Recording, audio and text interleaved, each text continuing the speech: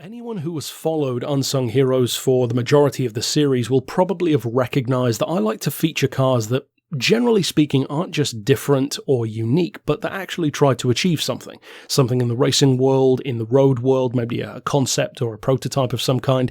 But then occasionally I do like to just have kind of a palate cleanser. Just a car that didn't necessarily try to accomplish anything radically different. It's just a nice car that many people don't know about.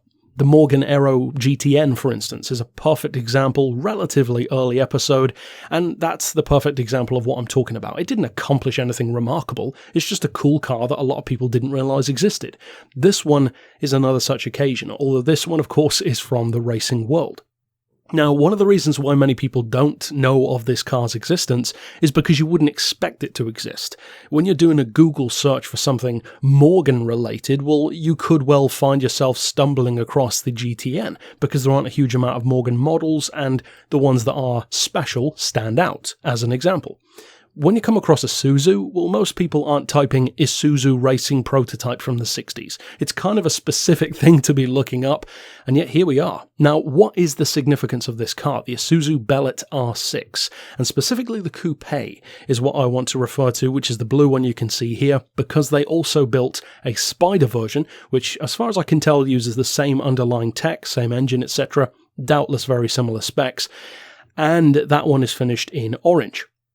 Now, the coupe is the one that I want to focus on because it has A, more significance, and B, I think it's a prettier car of the two. Now, the reason why it's significant for Isuzu is because, believe it or not, when they built this in 1969, it was literally the first race car Isuzu ever built. What a debut! Look at this thing. It is stunning.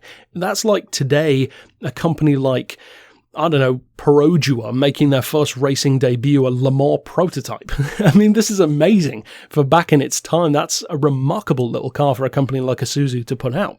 Now, the reason why it shares the Bellett name, which of course is one of their road-going versions as well, is because it shares the engine with one. The GTR version in particular, and also it shares the engine, because it uses that same motor, in my personal favourite Isuzu ever, the 117 Coupe, which I think is a stunning looking classic. It might even be my favourite Japanese car design.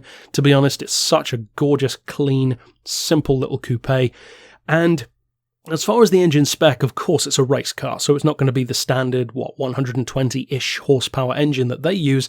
This one is tuned much more heavily. The car itself is lightweight, far more aerodynamic, of course, etc., etc., racing tyres, blah, blah, blah, blah, blah.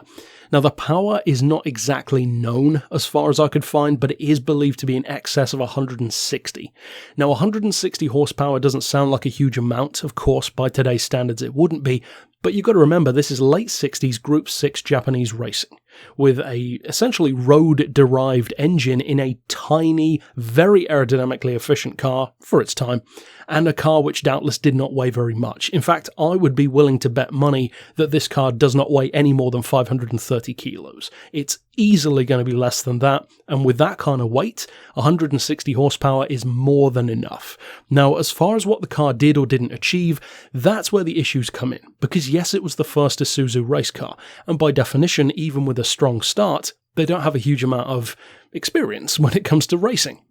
Now, the car only appeared to finish around 10, 11 events, something like that, and even finding what it achieved and what it accomplished is difficult, because most of the sites that feature the finishes that the R6s had tend to feature the Spider version more than the Coupe for some reason.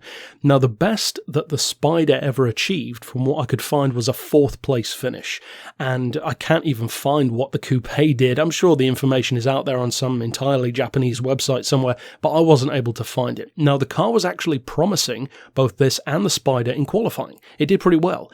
But ironically, the thing that killed the car was reliability. And that's not really something that usually goes hand in hand with a Japanese car of any kind, let alone a race car. So kind of ironic that the car was killed by reliability issues, and even some of the videos that you can find of the Spider version in particular, there's a video of it going down the Fuji Speedway with white smoke puffing out the back as something shot out of it and went across the track. So reliability killed the car, which is no surprise. A lot of race cars that failed were because of that reason. It's just more surprising to me when it's a Japanese brand, and it's a shame, because it's the kind of car which I believe definitely deserves more attention. Look at this thing, it's stunning. I'll probably feature a couple of images of the Spider as well, just for some context, and ultimately after racing it in 1970, and I believe 71 as well to some degree, Isuzu turned their attention more so to Group 7, with a Chevy V8 sourced, very Can-Am style race car, going up against, again, some much more famous rivals from companies like Nissan.